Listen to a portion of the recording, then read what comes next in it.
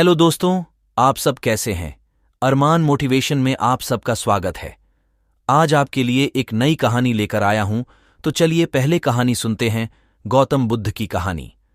जिस व्यक्ति में होता है ये गुण, उसके सामने झुक जाती हैं सभी शक्तियां।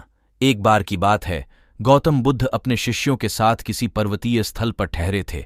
शाम के समय वह अपने एक शिष्य के साथ भ्रमण के लिए निकले। दोनों प्रकृति के मोहक दृश्य का आनंद ले रहे थे। विशाल और मजबूत चट्टान को देख शिष्य के भीतर उत्सुकता जगी। उसने पूछा, इन चट्टानों में तो किसी का शासन नहीं होगा, क्योंकि ये अटल, अविचल और कठोर हैं। शिष्य की बात सुनकर बुद्ध बोले कि नहीं, इन शक्तिशाली चट्टानों पर भी किसी का शासन है। लोहे के प्रहार से इन चट्टानों के भी टुकड़े टुकड़े हो जाते हैं। इस पर शिष्य बोला, तब तो लोहा सर्वशक्तिशाली हुआ। बुद्ध मुस्कुराए और बोले, नहीं, अग्नि अपने ताप से लोहे का रूप परिवर्तित कर सकती है। उन्हें धैर्यपूर्वक सुन रहा शिष्य बोला, इसका मतलब अग्नि सबसे शक्तिवान है। बुद्ध ने फिर उसी भाव से उत्तर दिया, नहीं, जल अग्नि की उष्णता को शीतलता में परिवर्तित कर देता है तथा अग्नि को शांत कर देता है।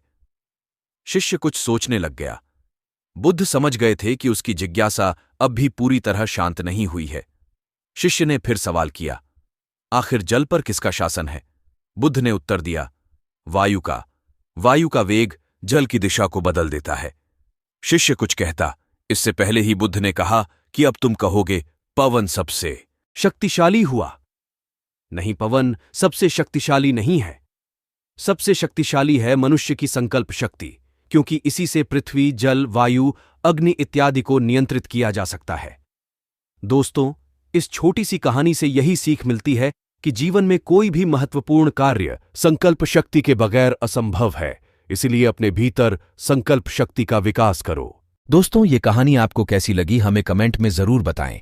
हमारे चैनल को प्लीज सब्सक्राइब करें, एक लाइक जरूर करें।